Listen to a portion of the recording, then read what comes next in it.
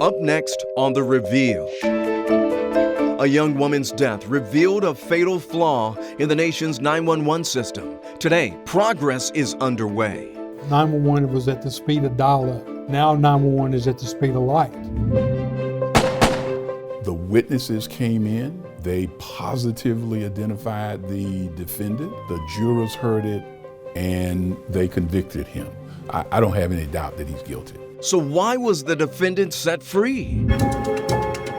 And how confident are you the doctor you choose will be the one holding the scalpel? It's just been the worst year of my life. I'm disfigured. I feel mutilated. From our Midtown studios in Atlanta, The Reveal begins now with our multi-Emmy and National Mural Award-winning team of investigators. Welcome to The Reveal. I'm Brendan Keefe. And I'm Faith Abube. It was our investigation that first revealed stunning weaknesses in the nation's 911 system. Chanel Anderson was trapped in her sinking car in a Cherokee County pond, and 911 couldn't find her in time to save her life. That was 5 years ago, but today that tragedy is saving the lives of others here and across the nation, with dramatic improvements to 911. The subject called 911. He stated that he didn't know where he was at, that his car is in the water and sinking. He's possibly going to be out of oxygen. And I was unable to ping his location from our system. George Treadaway drowned in his sinking car, but he wasn't the first Georgia driver lost on the line with 911. 1 year earlier, Chanel Anderson was trapped in her sinking SUV, her last breaths wasted trying to help 911 find this Cherokee County pond. Give me the address one more time. It's not working.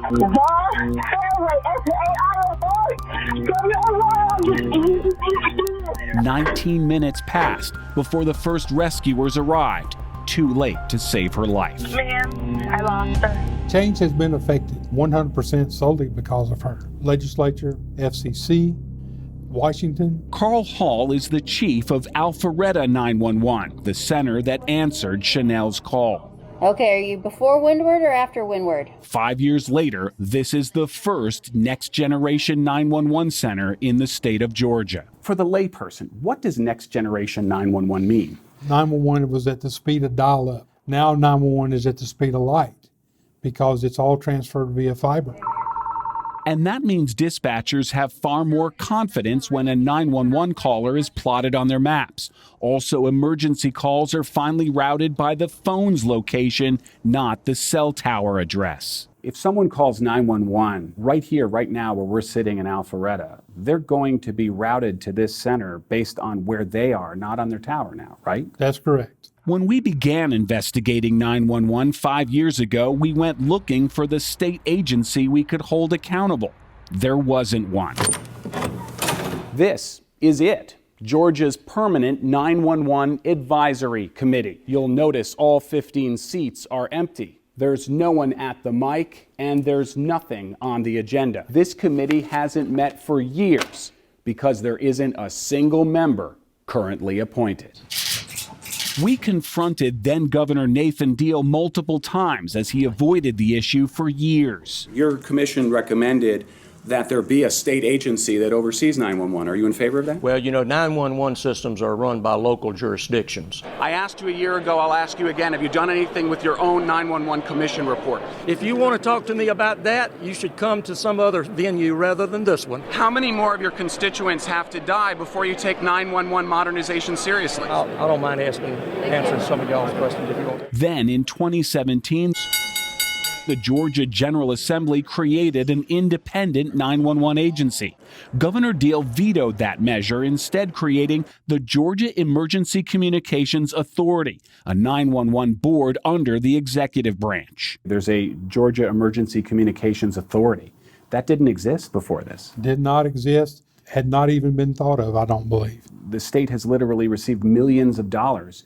They couldn't even apply for that money before. That's correct.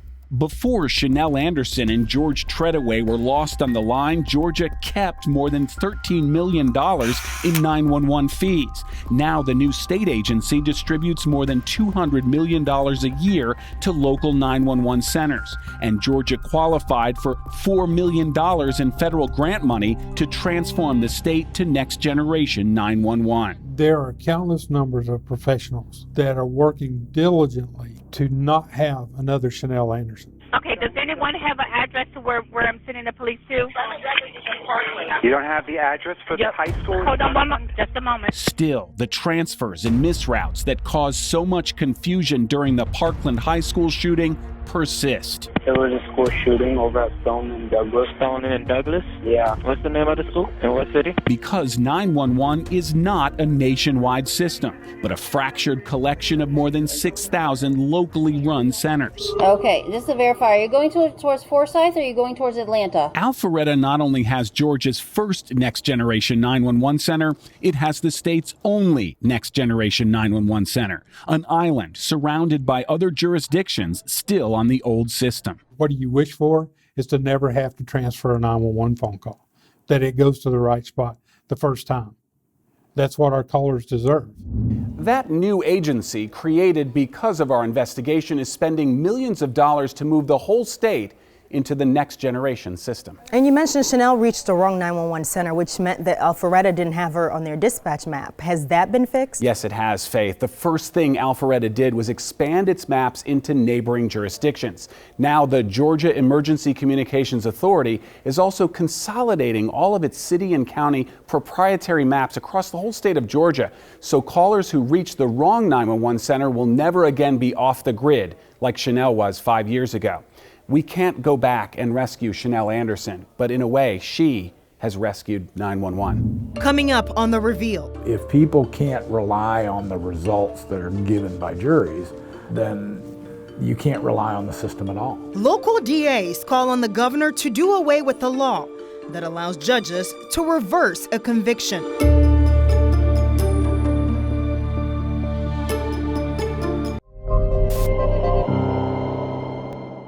A Georgia district attorney has asked for the governor's help to change a law that gives extraordinary power to state judges. The request comes after a year's worth of Reveal investigations exposing judges who reversed jury convictions by naming themselves the 13th juror and sometimes immediately retiring from the bench. Prosecutors warn if left unchecked, the practice could erode the public trust in Georgia's criminal justice system. It started with a game of chance with no luck of ending well for nearly every player involved. It was a game of dice that erupted into gunfire. 4 men shot. They fled from Bell Street to Auburn Avenue when police found 3 of them bleeding, another dying. Thousands of dollars were at stake. 2 men branded guns after one accused the other of cheating on a hot summer morning in June 2014. Dexter Beard shot 4 times, survived. Selaman Balai, hit 5 times by bullets, did not. Right now we're actively working the crime scene and seeking witnesses to try to determine what happened. 6 months later, a Fulton County grand jury indicted Beard for Balai's murder. A trial convened a few months later. District Attorney Paul Howard. The witnesses came in. They positively identified the defendant. The jurors heard it, and they convicted him. I don't have any doubt that he's guilty. Judge Doris Downs sentenced Beard to life in prison. But then, 3 years later, something extraordinary happens. The judge took another look at the case after Beard filed an appeal and determined the case was riddled with conflicting evidence and credibility concerns because many of the witnesses were drinking. The jurors were all aware of that. And those facts that the judge pointed out, it does not mean that people are not credible. They take the meds. That didn't matter to Judge Downs. In October last year, she determined the original jurors got it wrong, named herself the 13th juror, and ordered Beard a new trial, reversing his conviction. She then immediately retired from the bench. So she names herself the 13th juror the same day that she's retiring. That's the day that the opinion was delivered. Judge Downs declined a recorded interview, but over the phone says her retirement was not sudden, rather planned a year in advance. She blames the delays on obtaining court transcripts and a heavy caseload. A review investigation uncovered Downs isn't the only Georgia judge to do this. Last year, Bexar County Judge David Moats named himself the 13th juror, reversing the murder conviction of Paul Hamilton, a former judge himself.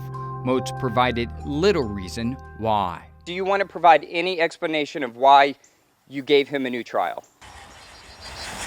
The Georgia Supreme Court explained it better than I can. But don't you owe it to your former constituents? Judge Moats retired days later. In Fulton County, Judge John Groger also named himself the 13th juror last year, reversing the murder conviction of Quantavious Holmes, a repeat violent offender. He retired weeks later. I guess I'm wondering if what you're doing is wholesome. Why are you waiting until the last hour of your service to the bench? It says to me and it says to others that something is not right about the judge's action. Howard appealed Judge Downs' decision to Georgia's Supreme Court. But the Supreme Court justices affirmed the lower court's ruling, allowing Beard's new trial to continue. In fact, every 13th juror case appeared before Georgia's highest court has been approved to move forward, essentially giving judges across the state a green light to reverse convictions each time they think the jury gets it wrong. Justice David Namias. I mean, the judge is the 13th juror. Yes. It's nice if he gives you a chance to weigh in on your views on the general grounds, but there's nothing in the statute that requires it. Another justice, Sarah Warren, called Howard's appeal bizarre. 2 weeks later, Howard responded with these T-shirts and a tweet saying, "We are bizarre, bizarre for justice." And for the judge to seemingly ridicule our office, I thought was highly inappropriate. This past November, Howard sent this letter to Governor Brian Kemp asking for his help to amend the 13th juror statute, writing he and other district attorneys are concerned the law can single-handedly undo all the hard work of a criminal jury. Gwinnett County District Attorney Danny Porter, a Republican, is among them. If people can't rely on the results that are given by juries, then you can't rely on the system at all. Howard, a Democrat, agrees. That's not what the founders of our Constitution intended, and I just don't think they ever intended for a judge to simply undo the work of a jury. Where's Dexter Beard today? He's still in prison awaiting the new trial. We reached out to him and his public defender, but did not get a response. The DA, what does he want to see specifically in a new 13th juror statute? He wants to prevent judges from retiring immediately after naming themselves the 13th juror, as well as giving prosecutors timely notification beforehand. The governor's office says it received the DA's letter for requests for that legislative change, but declined to comment. Up next, ghost surgeries, a common practice many patients are not even aware of. Do you feel like a guinea pig? Absolutely. Absolutely.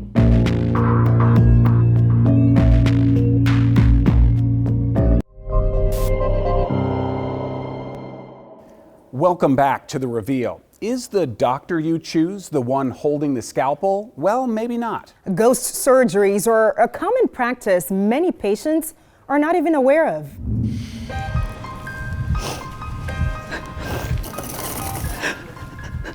You want to take a minute? I'm okay.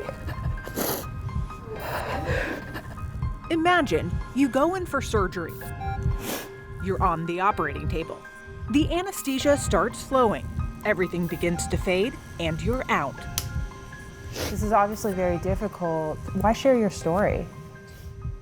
It's just been the worst year of my life. I'm disfigured. I feel mutilated. Next, something you didn't expect. A handful of resident trainees put on gloves and enter the operating room. I feel like I did everything right in researching and vetting this doctor, and yet this is how it all turned out for me. Do you feel like a guinea pig? Absolutely. Absolutely. It's called ghost surgery. Ghost surgery is when the surgeon cutting into you is not actually the person you thought was going to be doing the surgery. Dr. Michael Greger is a national expert on public health. He says ghost surgery is common in hospitals affiliated with medical schools. This is a nationwide issue. If you walk into a teaching hospital, odds are not only are you not going to have the surgeon you thought was going to do it, it's going to be a surgeon in training, a resident actually doing the surgery, and the surgeon you thought was going to do it may not even be in the room.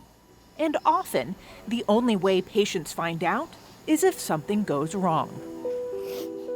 When Catherine Weber learned she was at high risk for breast cancer earlier this year, she chose to have a breast reduction. She selected a double board certified surgeon at the University of Texas Southwestern, but the surgery didn't go as expected. This is what it looked like. Okay, wow. She says her medical file may explain why. Records show her doctor supervised the operation, and 2 residents in training are listed as being assistant surgeons. I'm like, who the heck are these people? So here's how this works. Residents in training can legally perform a surgery, but only if the surgeon supervises and the patient gives their written permission. It's called informed consent. UT Southwestern says Weber gave informed consent, and technically that's true. She signed a 3-page form. Look closely and you can see this one sentence says residents may perform portions of the surgical procedure.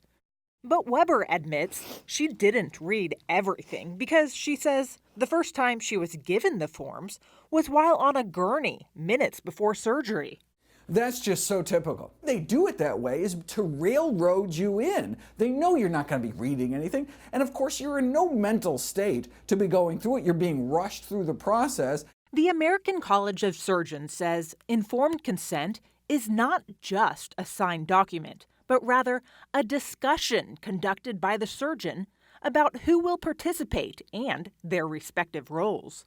So he never once had any sort of verbal conversation with you implying that medical students would be involved in your surgery? Absolutely not. I would never have tolerated that. Weber complained to the state medical board, which determined the doctor's treatment was consistent with established practices.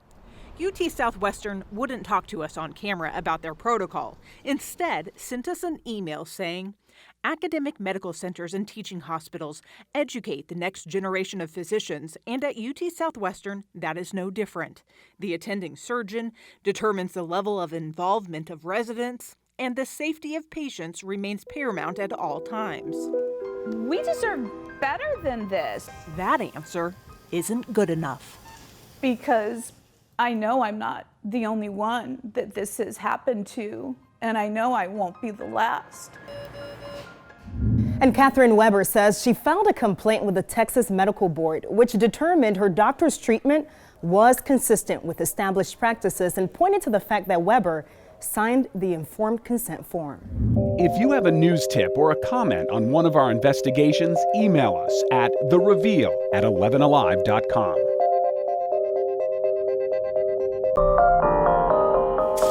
If you have a news tip or a comment on one of our investigations, email us at thereveal@11alive.com. Thanks for watching The Reveal, the nation's only weekly local investigative show. We'll see you next Sunday for The Reveal.